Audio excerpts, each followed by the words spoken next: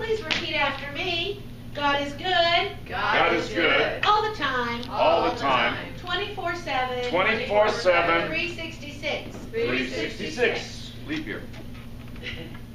So we're in September already, and tomorrow is Labor Day. And so, Labor Day is in America. It celebrates the economic and social contributions and achievements of the worker. And so, also it represents for many people the end of summer, especially people that have, let's say, second homes in Flagstaff. They will all be making the trip back to Phoenix pretty soon. But it signifies the end of summer, and there's a lot of parades and picnics and parties and barbecues and celebrations. And so it's a fun time of the year. And as a matter of fact, tomorrow at 5 p.m. at the Kiwanis Park here in the village, they're having, and I'll be there, and hopefully anybody who would like to join us. There's going to be a free concert. Jeannie Carroll will also be in that concert. I think it's about a 15-piece big band called Sentimental Journey, and it's a free concert. Bring your food, bring some chairs, bring a blanket. You'll also have food to share. So it's a party celebrating Labor Day. And because Labor Day is about the contributions, the achievement, the economic contributions, as well as the social contributions of the workers, it is apropos that we're celebrating this month. Watch how brilliantly I'm going to talk and say this. It's Prosperity Month, because why do most of us go to work? We mostly go to work because we want to make money, right? And so Prosperity Month is perfect for September. And I have a little question. Now when I say, I'm going to repeat it again, Prosperity Month. Now, question, you don't have to raise your hands, but when I say the word prosperity, who immediately thinks of money? Okay.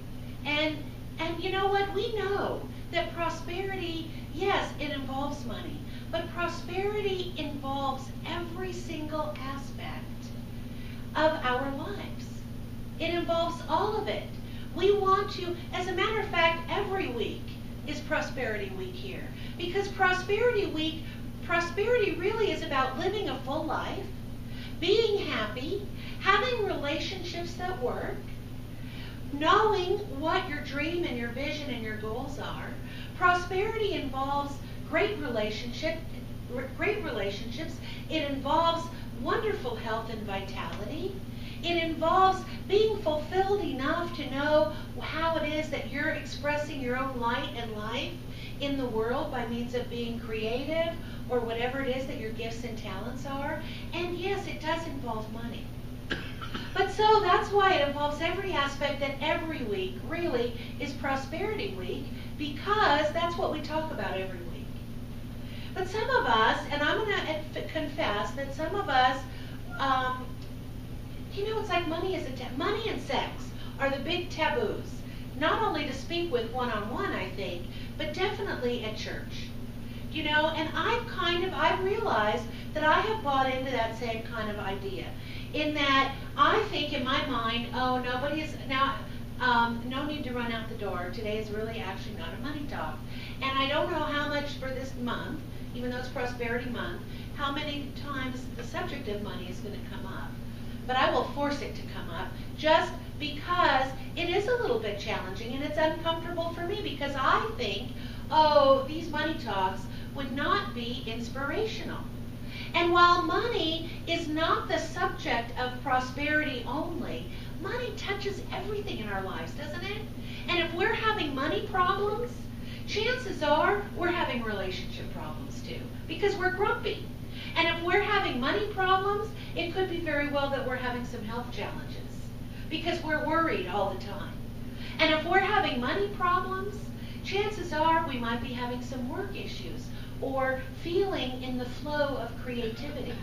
And so while money is not prosperity in its entirety, it touches every aspect of our lives.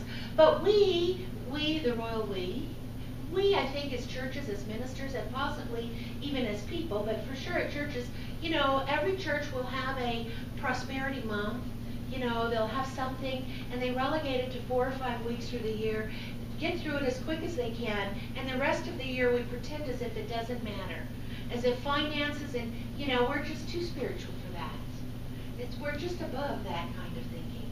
So I'm taking a new bold step myself into embracing ideas that it's right for us. It's right for all of us individually, and it's right for us as a spiritual community to really step into prosperous living, prosperous thinking, prosperous behaving, and prosperous receiving in all areas, and that includes money. But today, well, as a matter of fact, I've started a new business, a new counseling, coaching business called Prosperity Doctor. And one of my goals in Prosperity Doctor is to help heal people's relationships with money. And one of my goals here as spiritual director of Center for Positive Living is to help heal people's ideas of separation, help heal them, and help move them back to the truth. And what is that truth? I say it all the time. I'll say it in a different way today, and in addition to my normal way. But the truth is that there is a power for good in the universe greater than we are that we can use. The truth is that there is no world external to consciousness. The truth is that there is that it is done unto you as you believe. The truth is that there is only one thing, and that one thing is God. And that one thing is divine love and infinite expression, infinite intelligence, and it acts as you. And that's the truth that is my goal as the spiritual director to bring us back to. And what is that but prosperous living? And many of us today are feeling that a desire to get back in touch with that special something. Now, I'm going to say that we're getting back to our essential selves, our true nature. We may not use those words. Words that we might use might be that we're feeling a divine discontent. We want to know what our purpose is. We want to get back where we feel the joy. We want to experience something greater, that we know there's something different, there's something else, there's something more for us. Maybe we can't identify it, but we know it's there. If we just knew what it was. But all of that is that longing to get back to our essential self, to get back to that presence, that awareness of the presence and power of God. As a matter of fact, so, I have my little shtick and spiel I do in the dressing room before Sundays. And here's what came to me today. New as if I've never known it before. But, so for some reason I'm thinking about self-worth, self-acceptance, honoring ourselves, holding ourselves as powerful and courageous. And then the voice comes to me. My voice, but it's the higher self voice. And how many times are we self-critical? So I'm only talking about ourselves. So if I'm sitting there looking in the mirror and I see these little bags under my eyes, or whatever it is that we say to us because we're so busy judging by appearance. And here's what the voice says. Janet, do you know that every time you criticize yourself, you're criticizing me? So this is, let's say, pretending that's God speaking to me or through me. Now, of course, I would know that already. And I'm sure I have known it. Of course, it said a lot more things. But I knew it in a bigger and a different way. Anytime we judge somebody else, anytime, because we're loaded up with opinions. So let's talk about ourselves. But any time that we think we're less than, any time that we think we can't do it, any time that I'm loaded up with my own stories, any time I'm attached to those stories, what am I doing? I am discounting God. And I'm saying, God, you're not all that. You're no more than me. Which would be true, but in a negative way. That there is not a power for good in the universe. That the power that, do you get what I'm saying? I'm probably not verbalizing it in a great way, but it was certainly good for me to hear it. So that we need to manage all of our thinking, especially when it comes to us. Because the truth is that we are an expression of the divine. We are God in form. God is living life, having its way with the world, with us, by means of us. by means of our lives, by means of our actions, by means of everything that we do. And when we discount any part of ourselves, when we think that we are not worthy enough, we're not good enough, we're not valuable enough, we don't want to receive enough, we don't give enough, what are we doing but diminishing the infinite? We are diminishing God. And this, I think, could be a commitment to catch ourselves doing it and stop doing it any longer. Anyway, that was a little aside. So this morning, we are taking a grand adventure, an adventure back to the truth. And I'm going to have two little steps, and I'm taking these steps from this quote that we've all heard from Thoreau. That was the end quote from his book Walden, after he spent 2 years, 2 months and 2 days simplifying, right? Living on Walden Pond. And here's what he said. He said, I've learned this at least. He made an experiment, right? I've learned this at least by my experiment. That if one advances confidently in the direction of his dreams and endeavors to live a life he has imagined, he will meet with a success unexpected in common hours. He will put some things behind and pass an invisible boundary. New, universal, more liberal laws will begin to establish themselves around and within him. Or the old laws will be expanded and interpreted in his favor in a more liberal sense. And he will live with the license of a higher order of being. So most of us have heard that quote. So if one advances confidently in the direction of their dreams. Now, in order to advance confidently in the direction of your dreams, there's at least one thing that's needed that's really, really, really, really, really, really important. And that is you have to have dreams. You can't advance confidently if you don't know what you want. And so many of us today have forgotten what we want, or we're afraid of stating what our dreams and our goals and our visions are.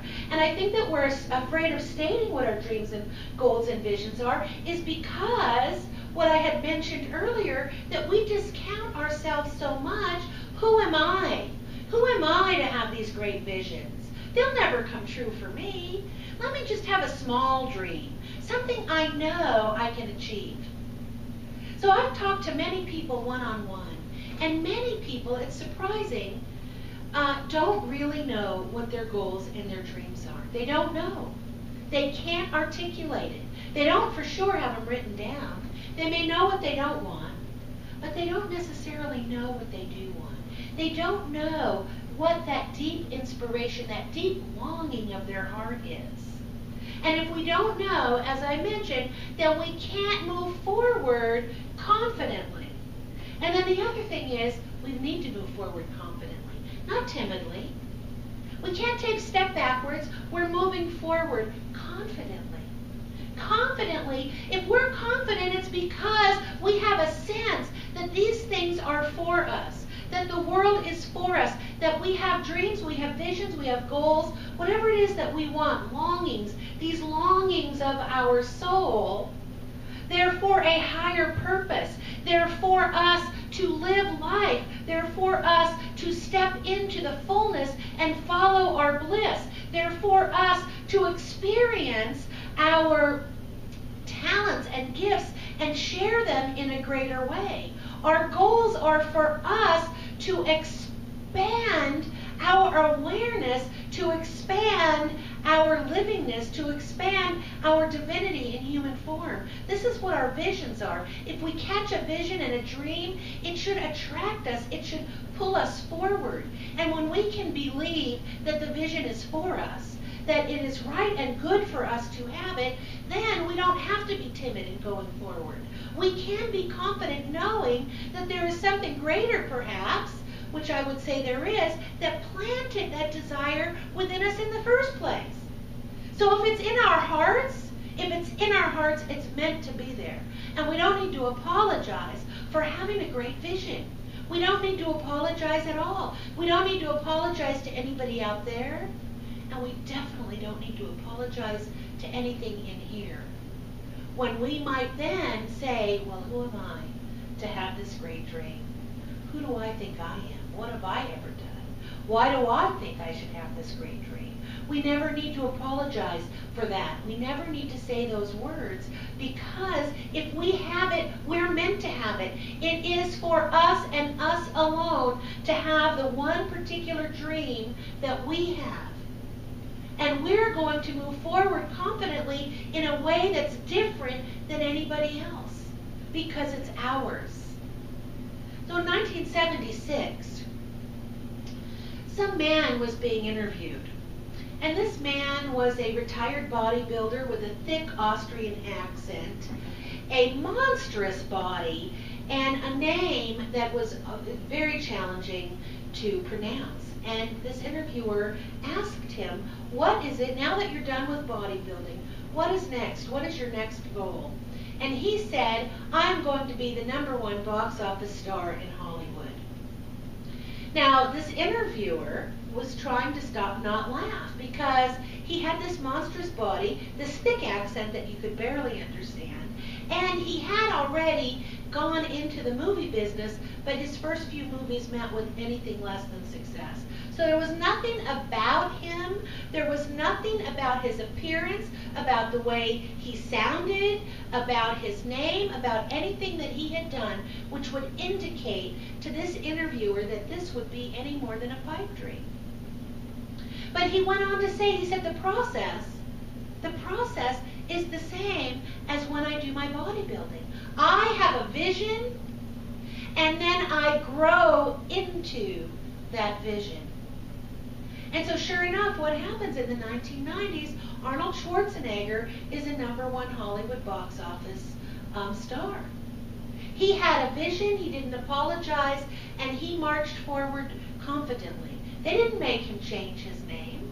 Maybe they asked. But you know, in appearances only, if he would say, you know, look at me, although he might have been muscular, how many parts would there be? How many roles for somebody with an accent? Nobody would have agreed, but he moved forward confidently. He had a process, and the process was visualization. The process was never doubting. The process was holding forth to a dream and never wavering. Holding that in your head and don't waver. So if one marches confidently in the direction, one advances confidently in the direction of their dreams and endeavors to live a life which he has imagined, he will meet with success, unexpected in common hours. So I have an assignment for you this week, because we are doing life, a grand experiment this morning. So this week, find a vision for your own life in the 4 areas of health, finances, relationships, and creativity. Whether or not it's work, whether or not it's just a hobby, whatever it is that relates to you as creativity. Find what your vision in these areas are, write it down, and give some feeling to it. Take some time every day to, regardless of what the current circumstances or situations look like, regardless of that, give yourself permission and the freedom to visualize, to dream, to, our thoughts, our prayers, to think about it in great ways. Have that vision so that we can grow into it, just like Arnold did.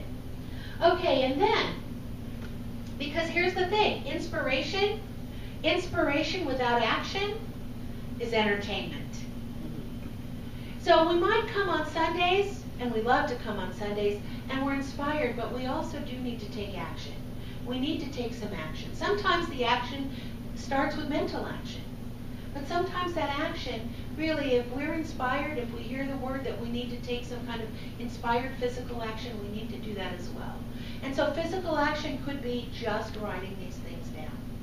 It needs to begin somewhere. And we need to prove this science. So this is our grand experiment. Okay, so step 2, as he goes on in this quote. He will put some things behind and will pass an invisible boundary. So, what things do we must put behind us?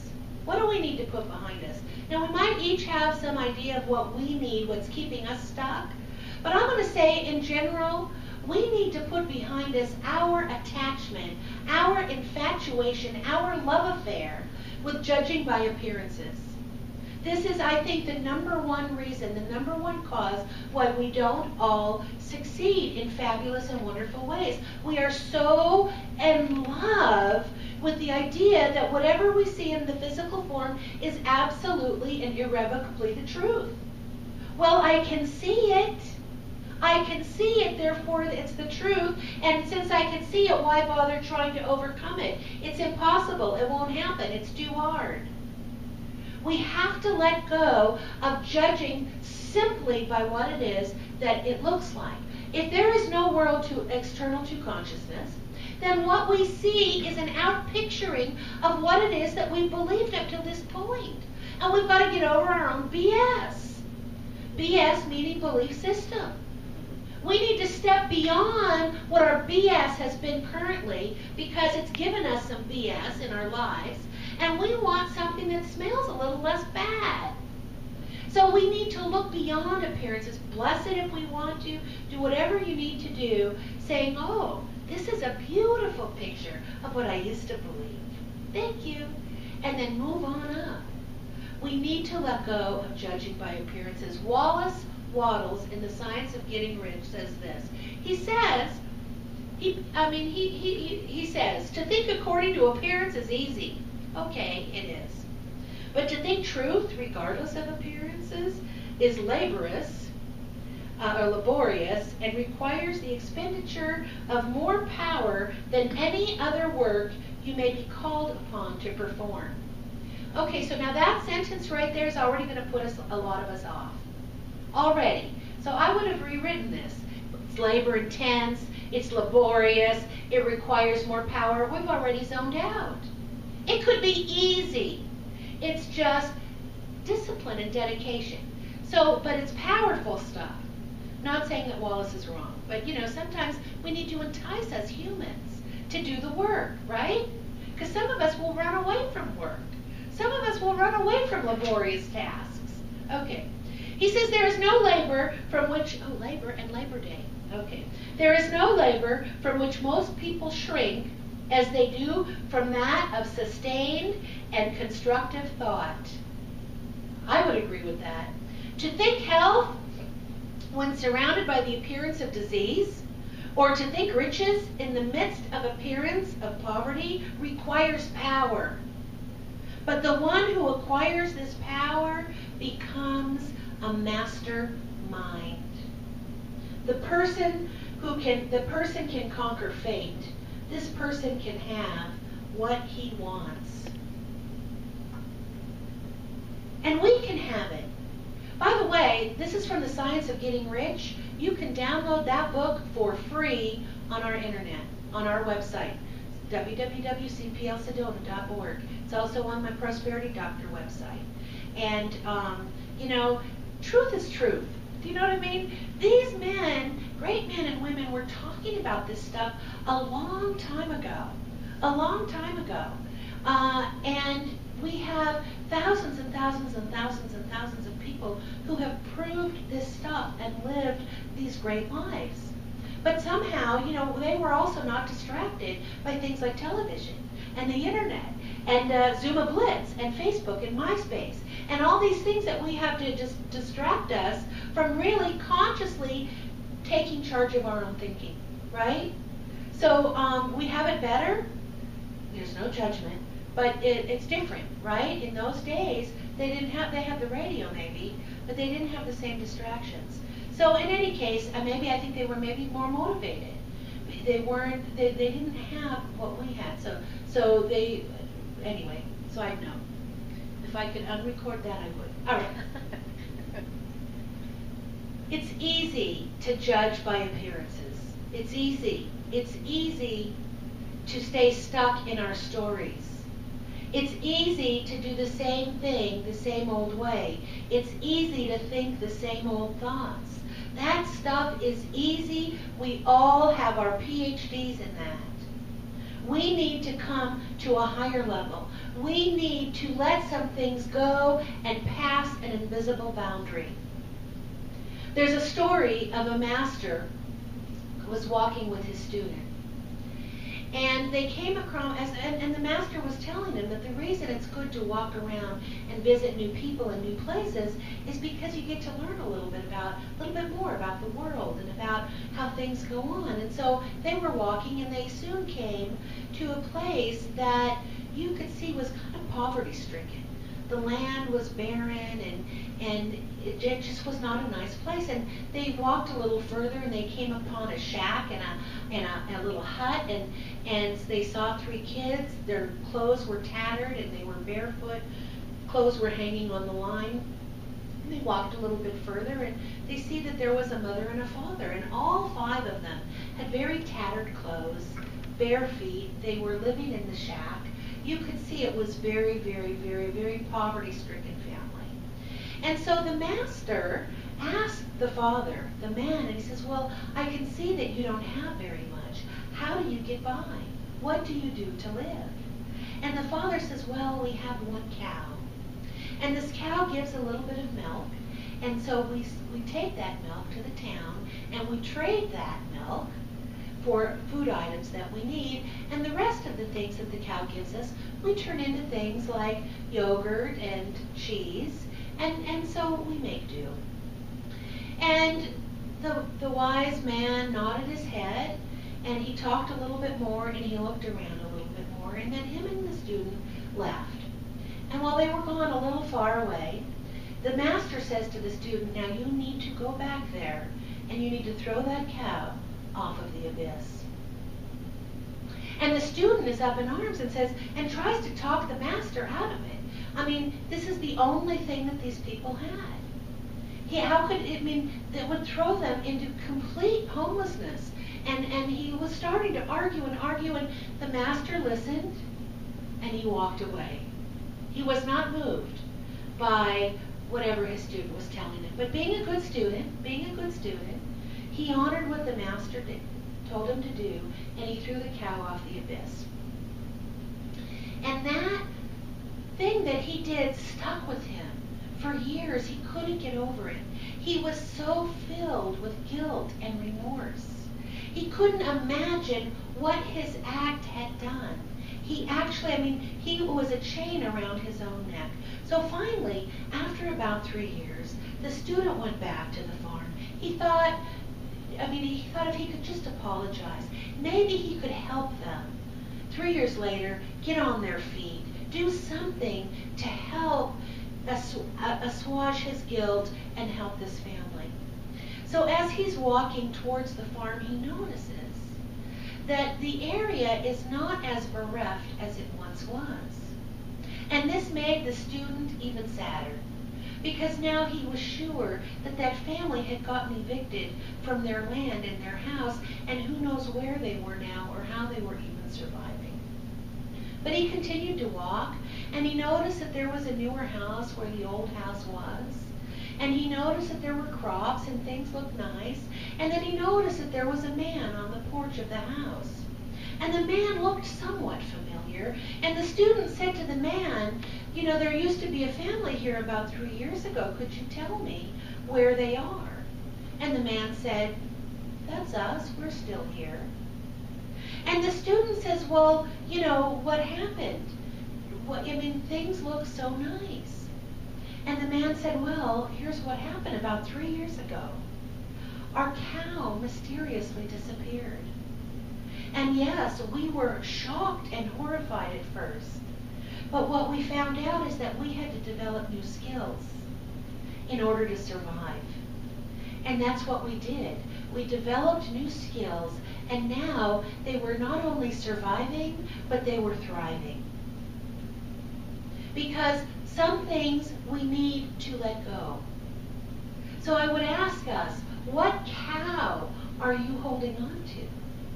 What is it that you hold on to thinking that without this thing, you would be homeless, that without this thing, you would be nothing, that without this thing, your life wouldn't have meaning, that without this thing, you wouldn't have a way to live or to make money, that without this thing, you wouldn't be you. And so we hold on to this thing.